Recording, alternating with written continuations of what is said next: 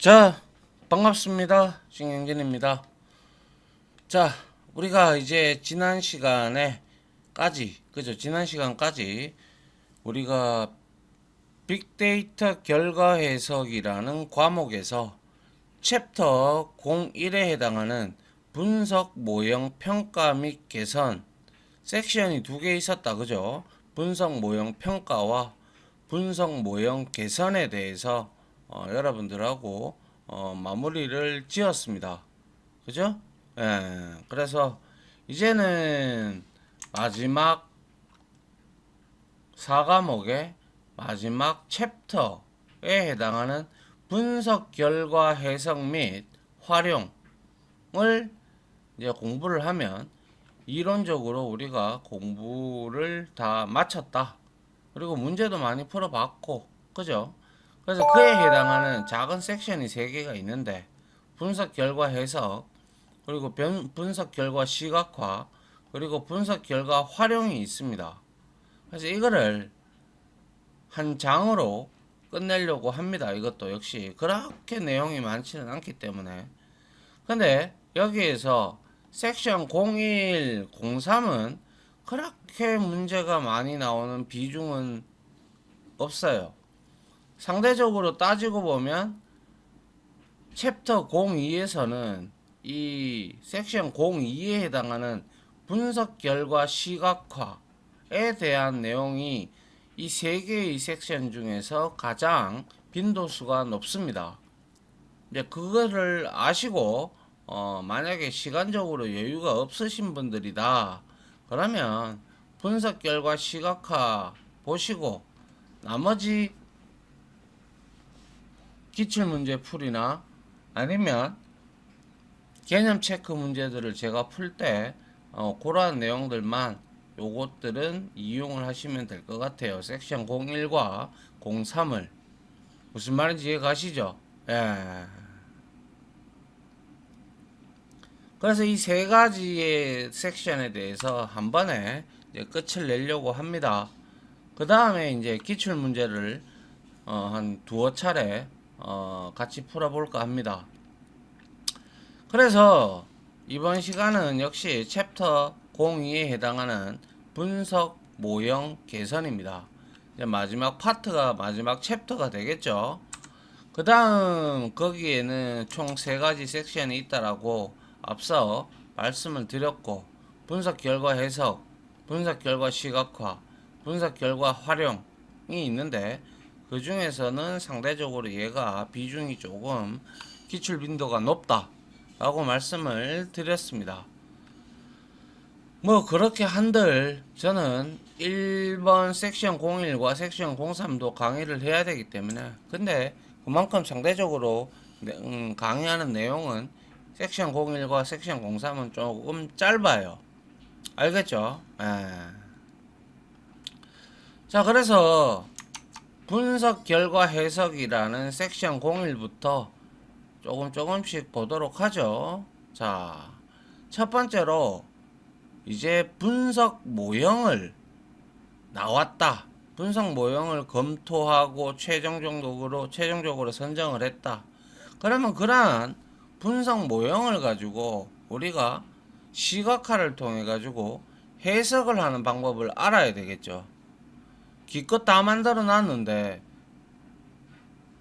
시각화를 뭐 자기는 볼 수 있겠죠. 그런데 다른 사람들의 이해를 돕고 하기 위해서는 데이터 비주얼라이제이션이라고 하는 데이터 시각화가 반드시 필요하겠죠. 그래야 프로그래밍을 잘 몰라도 우리는 시각화된 것을 보고 한눈에 우리가 정보를 빨리 전달받을 수 있을 겁니다. 그죠? 예. 그래서 이러한 데이터 비주얼라이제이션이라고 하는 데이터 시각화는 주어진 데이터에 대한 이해를 돕기 위한 방법 중 하나겠죠. 그죠? 방법 중 하나로 데이터의 특성을 묘사하고 그리고 표현하는 방법입니다. 당연한 얘기겠죠. 데이터 시각화는 주어진 데이터에 대한 이해를 돕기 위한 방법 중 하나로 데이터의 특성을 묘사하고 표현하는 방법입니다. 하여 우리는 그 시각화를 하기 위해서는 가장 좋은 것은 그림이라든지 색상이라든지 그래프라든지 도형이라든지 여러 가지 이거 말고도 많을 거예요. 그죠? 예, 뭐 선도 될 수가 있고 뭐 그리고 뭐 분포도도 될 수도 있는 것이고 그런 것들이 많을 거예요. 그런 것들을 모두 동원할 수 있을 만큼 다 동원을 해서 다양한 그래픽 요소를 활용해서 데이터를 설명하는 방법이 바로 데이터 시각화의 내용이 될 거고, 이러한 데이터 시각화의 목적은 바로 뭐가 있겠어요? 말씀드린 바대로 정보 전달과 동시에 이거는 우리가 예측하건대 이렇게 현재 데이터를 기준으로 분석을 해서 시각화를 하면 어떻게 우리가 앞으로 플랜을 짜서 나가야 되는지 그러한 설득력에 있다라는 것이죠. 그죠? 그래서 데이터 시각화의 목적은 정보 전달 그리고 설득에 있다. 중요하죠. 그죠? 그래서 물론 이제 뒤에서부터 하나하나 배우겠지만 데이터 시각화의 유형에는 시간 시각화, 공간 시각화, 분포 시각화, 관계 시각화, 그리고 비교 시각화 이렇게 우리가 5개로 나누어서 할 수가 있을 겁니다. 그래서 이러한 데이터 시각화의 유형들은 우리가 이제 섹션 02에서 다룰 내용입니다. 알겠죠? 여튼 여기서 우리는 데이터 시각화가 무엇인지 그리고 어떠한 방법을 채택하는 것인지 또 목적은 무엇인지 데이터 시각화의 목적은 무엇인지에 대해서 공부를 했고요. 그래서 가장 중요한 거 데이터 시각화의 목적은 정보 전달과 설득력입니다. 설득. 그죠? 그리고 데이터 시각화는 주어진 데이터에 대해서 우리가 이해를 돕기 위한 방법 중에 하나다라는 거. 그래서 데이터의 특성을 묘사하고 표현하는 방법인데 그림이나 색상이나 그래프, 도형 등 다양한 그래픽 요소를 최대한 활용을 해서 우리가 그거를 보는 사람들에게 데이터를 설명하는 방법이며 그런 사람들로 하여금 우리는 정보 전달을 하고 그걸 통해서 설득력을 갖춰야 된다라는 거. 그게 이제 가장 중요한 게 바로 데이터 시각화의 목적이다라고 우리가 볼 수가 있겠죠. 자, 그 다음은 뭐죠? 자, 그러면 우리가 데이터 시각화를 하고 싶어. 그러면 당연히 종이에다가는 그릴 수 없을 거 아니에요. 그죠? 뭐 엑셀을 이용을 한다든지 파이썬을 이용한다든지 R을 이용한다든지 또 엑셀과 연동되어 있는 여러 가지 또 그러한 내용들 그렇게 이제 데이터 시각화에 관련된 도구들, 툴들을 제공하는 것들이 많다. 아시겠어요? 그런 것들 한번 보자고요. 그래서 데이터 시각화 도구에는 파인 리포트, 그리고 차트 블럭, 그리고 구글 데이터 스튜디오, 그리고 뭐 태블러, 그리고 파이썬, 뭐 R도 들어갑니다. R 등이 있다라는 건데, 자, 그러면 우리가 이러한 뭡니까? 이러한 데이터 시각화에 우리가 여러 가지가 있어요. 여기 지금 나와 있는 거 빼고도 참 많아요.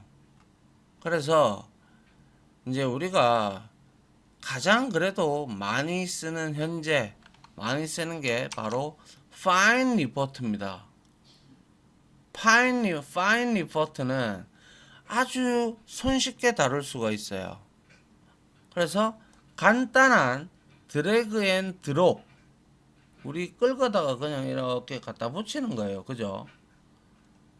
맞습니까? 예, 그래서 드래그 앤 드롭 방식으로 보고서를 아주 쉽게 만들 수 있고, 데이터 의사결정 분석 시스템을 구축을 할 수 있는 도구다. 이게 파인 리포트입니다. 그래서 파인 리포트는 아주 간단한 드래그 앤 드롭만으로도 우리가 회사에서 주간, 월간, 연간 이런 보고서들이 있죠. 그런 것들을 손쉽게 만들 수도 있고, 그리고 데이터 시각화 툴뿐만 아니라 말씀드렸다시피 데이터 의사결정 분석 시스템을 쉽게 구축할 수 있는 도구고 상당히 많이 사용이 되고 있어요. 아시겠어요? 그래서 이러한 파인 리포트는 여러 가지 데이터베이스가 있죠. 우리가 흔히 알고 있는 오라클이라든지 MySQL 그리고 여러 가지가 있어. 마리아DB도 있고, 그죠? 셉도 있고 등등. 물론 자체적으로 기능을 내장하고는 있지만 그것보다는 그런 것들 데이터베이스에 저장해 있는, 물론 DBMS에서 제공해 주는 것도 있겠지만 그거를 그 데이터를 활용을 해서 아주 시각적으로 데이터 시각화를 매우 잘 해줍니다. 이 파인 리포트는. 그래서 여러 가지 데이터베이스하고 직접 연동도 가능하고요. 그리고 엑셀과 유사한 인터페이스를 가지고 있기 때문에 상당히 조작이 쉽다라는 거예요. 그리고 아울러 이 파인 리포트 같은 경우는 자체 개발한 거의 한 20개 가까운 HTML5 차트, 그리고 50개 이상의 차트 스타일을 기본으로 제공을 하고 하는 것도 굉장히 이 파일 리포트만의 특징이죠. 또한 2차원은 기본이고 3D 차트와 동적 차트 효과도 지원을 합니다. 그래서 특히 교차 플랫폼에서 우리가 웹 디자인에 적용하고 실시간 업데이트를 적용을 할 수도 있어요. 그래서 다양한 대시보드 템플릿이라든지 자기 자신이 스스로 개발해서 만드는 시각화 플러그인 라이브러리 이런 것까지 다 제공을 해요. 그리고 이놈은 우리가 실시간으로 시각화를 한다라는 거예요. 순간적으로 계속 변하잖아요. 물건의 이동이 가든지 데이터가 수주가 되고 입고가 되고 이런 것들이 실시간으로 눈에 보여집니다.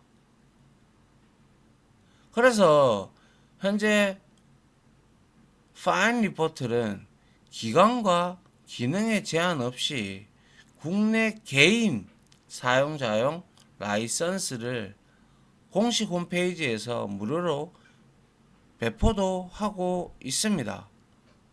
아시겠어요? 그게 이제 제가 이렇게 빨간색으로 빨간색으로 색상을 이렇게 한 이유가 많이 쓰니까요. 그죠? 그 다음으로 또 많이 쓰는 게 차트 블럭입니다. 그래서 차트 블럭, 이거는 영국에서 개발이 된 거예요. 영국 소속 회사의 차트 블락스라고는, 얘는 자바스크립트 D3를 이용을 해서 HTML5 통계 차트를 생성해주는 그러한 데이터 시각화 도구예요. 그래서 이놈의 특징은 코딩을 안 해도 된다라는 거예요. 아시겠어요? 코딩 없이 스프레드시트, 엑셀 하고 데이터베이스를 활용해서 아주 쉽게 손쉽게 데이터 시각화를 하는 도구입니다. 그렇기 때문에 누구나 쉽게 접근을 할 수가 있다라는 거 아시겠어요? 예. 그래서 단 몇 분 만에 지루한 아주 연속형 변수 그런 수치 자료들을 아름다운 아주 뷰티풀하게 시각화를 시켜줘요. 그래서 이놈은 차트블럭스는 또 좋은 게 뭐냐면 시각화한 데이터는 디바이스의 종류에 관계가 없고 아울러 스크린의 크기도 제한 없이 자유롭게 호환이 가능하더라라는 거예요. 그게 바로 차트블럭이라고 하는 코딩 없이 스프레드시트와 데이터베이스를 활용하여 쉽게 데이터를 시각화하는 도구다. 알겠죠? 예, 요게 중요하죠. 그죠? 예. 그 다음으로 또 유명한 게 구글 데이터 스튜디오라고 해서 이건 말 그대로 구글에서 구글 데이터 스튜디오는 구글 마케팅 플랫폼에 있는 웹 기반의 데이터 시각화 도구예요. 그래서 얘도 마찬가지로 다양한 데이터를 연결, 간단한 시각화 작업, 보고서 공유가 가능합니다. 그래서 이거는 구글 마케팅 플랫폼의 일부예요. 그래서 구글 데이터 스튜디오를 통해서 우리와 같은 사용자는 자신의 데이터와 대시보드에 대한 여러 가지 뷰를 작성을 할 수가 있어요. 특히 이러한 구글 데이터 스튜디오는 구글 애널리틱스하고 연동이 돼요. 그래서 분석이 돼요. 특히 이 두 가지 툴은 전부 다 무료 버전으로 우리가 사용할 수 있기 때문에 강력한 페어링, 아시죠? 페어링에 대한 개념은 그거에 대해서 실현을 할 수가 있다라는 거예요. 아시겠어요? 예. 그리고 우리가 뭐 이거 말고도 또 뭐 있습니까? 오픈 히트맵이라는 것도 있고 그리고 마이크로소프트에서 제공하는 파워 BI가 있어요. 아시겠어요? 그리고 태블로라는 것도 있는데요. 이거는 클라우드 아시죠? 그죠? 클라우드 기반으로 서비스가 돼요. 그래서 차트나 그래프 등 다양한 그래픽 기능을 제공을 하는 시각화 도구고요. 그리고 나머지 파이썬과 R러너가 있는데 파이썬은 다양한 그래프 라이브러리들을 제가 그랬잖아요. 파이썬이 예전에는 거의 프로그래밍 순위가 굉장히 뭐 탑10에도 못 들 정도였는데 이제 우리가 빅데이터 분석에 대한 개념이 나오면서 대용량 데이터 분석이 나오면서 이 배우기 쉬운 문법이 그렇게 까다롭지 않은 파이썬이 에다가 뭐 이러한 빅데이터에 관련된 라이브러리들이 쏟아져 나왔어요. 그래서 그러한 라이브러리를 우리가 실질적으로 추후에 실기할 때 땡겨와서 그것을 활용해서 직접 우리가 프로그래밍을 통해서 구현할 수 있는 시각화 도구입니다. 파이썬도. 얘는 자체 내에서 라이브러리만 땡겨오면 바로 우리가 볼 수가 있어요. 그래서 어떻게 보면 파이썬은 시각화 전용 툴은 아니죠. 그런데 그래프 제작을 하기 위해서 그러니까 시각화를 하기 위해서 다양한 라이브러리를 제공하고 있다라는 거죠. 그래서 사용자가 대화식 플롯이 필요한 경우나 혹은 라이브 플롯이 필요한 경우에도 파이썬은 그 라이브러리로 다 지원을 하기 때문에 적합한 라이브러리를 가지고 우리가 충분히 시각화를 해서 깔끔하게 표현을 할 수가 있습니다. 그거는 R도 마찬가지인데요. R은 얘도 시각화 전용 툴은 아니에요. 엄밀히 따지자면. 그럼에도 불구하고 R은 원래 통계 전용 분석 프로그램이었죠. 그래서 얘는 시각화를 위해서 파이썬과 마찬가지로 패키지라는 개념을 사용을 해서 여러 가지 시각화 도구들을 불러와요. 우리가 라이브러리를 이제 해서 가지고 와요. 특히 R 언어에서 가장 많이 쓰는 데이터 라이브러리가 ggplot2라는 게 있어요. 나중에 여러분들이 파이썬으로 실기 시험을 볼 건지 R로 시험을 볼 건지는 잘 모르겠으나 R을 사용하시게 되면 시각화할 때 반드시 필요한 도구가 ggplot2예요. 그래서 그런 것들을 불러와서 우리가 프로그래밍을 통해서 구현할 수 있는 시각화 도구다. 어떻게 보면 시각화 도구라기보다는 프로그램이 주가 이루어지고 그죠? 여튼 이러한 6가지의 말고도 많다라고 했어요. 그죠? 그런데 우리가 시험을 치기 위해서는 요 정도는 알고 있어야 되겠죠. 특히 Fine Report, 차트 블록, 그 다음 중 데이터 시각화 도구의 종류로 맞지 않는 것은 아니면 이런 설명을 해놓고 어떠한 시각화 도구에 해당하는가 이렇게 물어볼 수 있잖아요. 그죠? 자, 그 다음 보죠.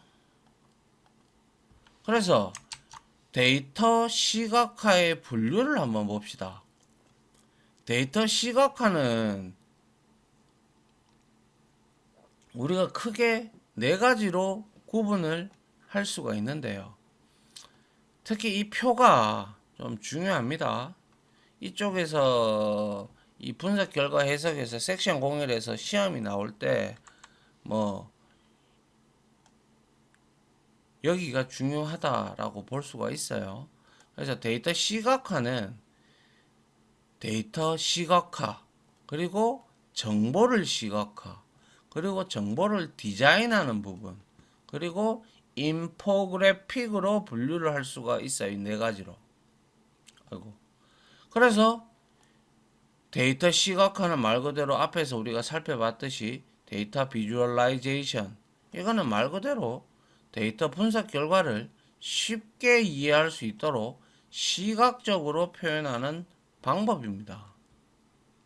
그죠? 그리고 정보 시각화는 인포메이션 비주얼라이제이션으로 이거는 대규모의 데이터를 그죠? 색상이라든지 도표라든지 이미지 등을 활용을 하여 요약적으로 표현하는 방법이 바로 정보를 시각화를 하는 것에 들어가는 것이죠. 그리고 정보 디자인이라고 하는 거, 인포메이션 디자인.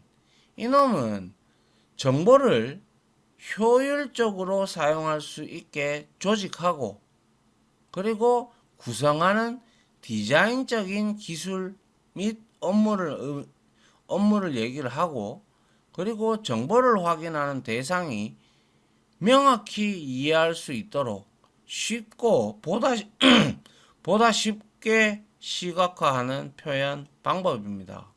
그래서 정보 디자인, 정보를 효율적으로 사용할 수 있도록 조직을 하고 구성을 하는 디자인, 기술 및 업무를 말하는 것은 디자인이 들어갔죠. 그러면 정보 디자인이라고 여러분들은 선택을 하셔야 되겠죠.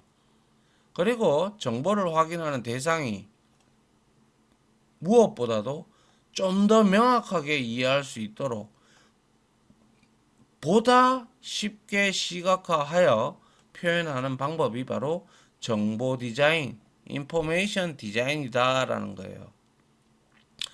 그리고 인포그래픽이라는 단어도 나오는데요. 이거는 말 그대로 인포그래픽은 정보를 빠르고 분명하게 표현하기 위해서 정보 그리고 자료, 지식을 그래픽을 활용하여 시각적으로 표현하는 방법입니다. 그래서 다 비슷비슷해요. 전부 다 데이터 시각화에 들어가는 것이죠. 그죠? 예. 그런데 그거를 데이터 시각화의 종류를 분류를 하게 되면 이렇게 나누어지더라라는 거예요. 근데 공통점은 전부 시각적으로 표현을 해서 그게 정보가 되었던 뭐 지식이 되든 간에 자료가 되든 간에 어떠한 색상이나 도표나 이미지나 이런 것들을 활용을 해서 뭐 하는 거예요? 바로 전달하려는 대상한테 정보를 전달하고 설득을 할 수 있는 그러한 일종의 분류 체계다. 그렇게 보시면 될 것 같아요. 알겠죠?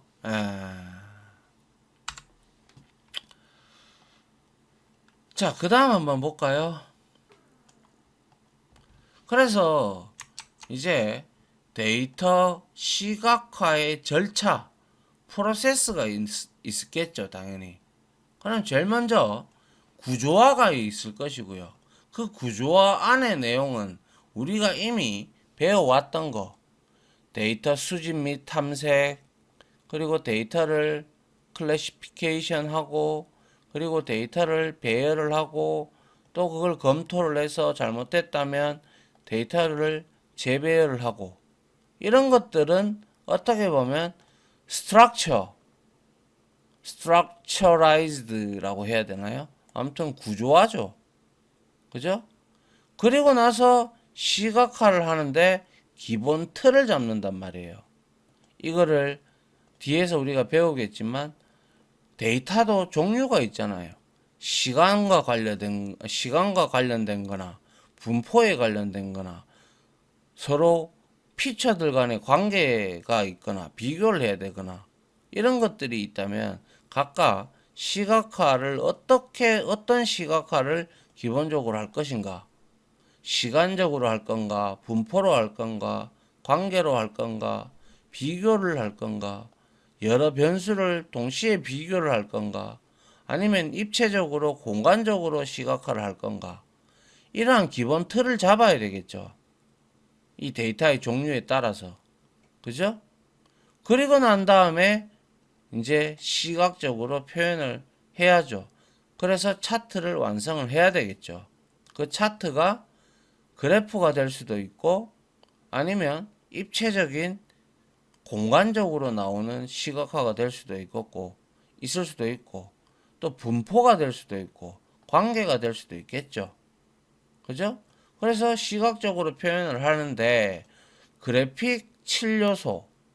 자, 여기서 그래픽의 7요소라고 하는 것은 명도, 색상, 질감, 형태, 위치, 방향, 크기, 뭐 이런 것들이 바로 그래픽 7요소라고 하고요. 그 다음에 그래픽을 함에 있어서 디자인을 잡을 때 기본적인 원리가 있겠죠. 그죠? 저는 디자인 전공은 아니어 가지고요. 그래서 그래픽 디자인 기본 원리를 보면 정렬을 한다든지 아니면 균형적으로 레이아웃 배치를 잘한다든지 반복을 어떻게 할 건지 또한 근접성은 어떻게 할 건가 그리고 대비 및 공간의 원칙 그러니까 어떤 데이터나 어떠한 차트는 여기에다가 위치할 것이며 이런 레이아웃 배치 이런 건 아무래도 시각적으로 잘 보는 그죠? 근접성이 좋게끔 사람들로 하여금 보기 좋게끔 눈에 확 띄게 하는 게 바로 그래픽의 디자인의 기본 원리가 될 겁니다. 그리고 인터랙션, 상호작용이죠. 그죠? 예, 인터랙션은 상호작용을 의미합니다. 아, 이렇게 시각적으로 표현을 했을 때 그걸 보는 사람과 그거를 유지하는 사람, 특히 개발했던 사람, 그리고 디자인을 했던 사람 간의 정보 소통이죠. 인터랙션은 상호작용을 한다는 것이고, 그 다음에 시각정보 디자인 또 7원칙이 있는데, 그게 바로 시각정보 디자인 7원칙에는 시각적으로 비교를 강화를 한다든지, 그리고 무엇으로 인해서 무엇이 나왔다라는 인과관계를 표시를 한다든지, 아니면 다중 피처를 표시를 한다든지, 아니면 텍스트 및 그래픽과의 조화롭게 레이아웃을 잡아서 배치를 해준다든지, 그리고 콘텐츠의 질과 연관성을 분명히 표현을 해줘야 되는 거, 그리고 시간순이 아닌 공간순으로 나열을 해야 된다라든지, 그리고 정성적인 데이터보다는 아시다시피 앞에서 우리가 정량적 데이터, 정성적 데이터에 대해서 공부를 했고, 보고서를 쓸 때도 제가 말씀드렸죠. 두리뭉실하게 정성적으로 쓰는 것보다 수치화로 되어 있는 정량적 자료의 정량성을 유지하는 것. 이것도 우리가 어떠한 디자인을 만약에 데이터를 가지고 시각화를 하는데 여기에 뭐 파이 차트를 썼다. 그러면 여기에서 여기까지는 뭐 얼마 몇 프로, 여기에서는 몇 프로, 아니면 또 막대 그래프를 썼다. 그럼 여기에 X축과 Y축을 둬서 이렇게 개수를 수치화를 이걸 다소 높다. 그거는 어디까지나 정량적인 수치를 표시를 하고, 그리고 나서 부가적으로 해석을 할 때 아하, 정량적인 데이터를 말하면서 상대적으로 높다. 뭐 이런 형태로 얘기를 해야지 설득력이 있는 것이지, 그냥 무작정 얘가 높습니다. 이거는 제가 관리자의 입장이라도 상당히 그거는 좀 내용이 그렇다, 그죠? 맞습니까? 그래서 이러한 데이터 시각화의 절차, 프로세스, 구조화에는 어떤 게 있는지 딱 봐도 알겠죠? 그죠? 그리고 시각화, 기본 틀을 잡는다고 있어요. 그리고 시각적으로 표현하는 것이 바로 차트를 완성을 하는데 그래픽의 7요소,